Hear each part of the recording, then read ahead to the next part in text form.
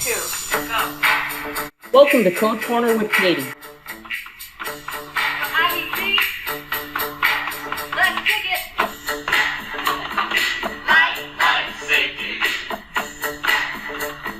Life, safety.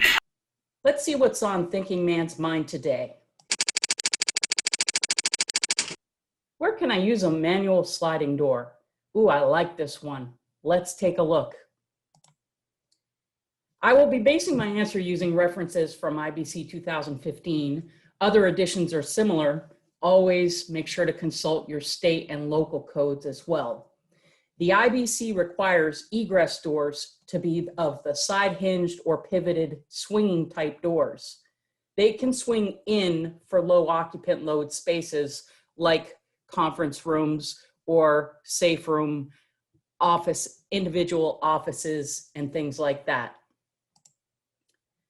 They are required to swing out of the room or space in the direction of egress when the room or area has 50 or more people, regardless of the type of occupancy. And in high hazard group H, they need to swing in the direction of egress or out of the room, regardless of occupant load. But remember, the IBC is an exceptional code, and there are some exceptions that do allow us to use manual sliding doors. Exception number 1, in private garages, office areas, factory and storage areas with an occupant load of 10 or less, they allowed for not only manual sliding doors, but other types of non-swinging doors, like an overhead door, for example. Exception number 2 tells us that in I3 occupancies, which are detention and correctional facilities, you could use a sliding door or other type of door, but nobody wants to see the inside of this type of door.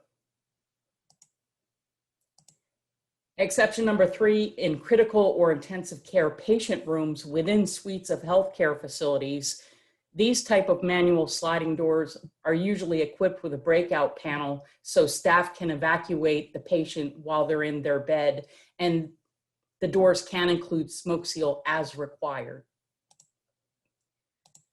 Exception number 4, doors within or serving a single dwelling unit in groups R2 and R3. R2 and R3 are residential occupancies and include apartment houses, dormitories, and vacation timeshare properties, just to name a few. R3 have a lower occupant load of 5 or fewer people and include residential, board and care facilities. Pocket doors, bypass doors, and other manual sliding doors are approved for use in these areas. Exception number 8, door serving a bathroom within an individual sleeping unit in group R1. Group R1 occupancies include hotels, motels, and boarding houses, for example. And exception number 9, in other than group H high hazard occupancies, manual operated horizontal sliding doors are permitted in a means of egress from spaces with an occupant load of 10 or less. This was added to the IBC in the 2009 edition and has been included ever since. And basically any occupancy type other than group H high hazard, when you have an occupant load of 10 or less, you can use a manual sliding door as your means of egress from that space. For more information and continuing education opportunities, please visit ASA ABLOY Academy by clicking on the link in the comments below. Please click like and subscribe to this channel. Follow me on Twitter at Art Consultant and/or connect with me on LinkedIn for updates. And if you have a code question that you would like to see featured in this segment, or just a code question in general, you can email me at catherine.flower@asaabloy.com.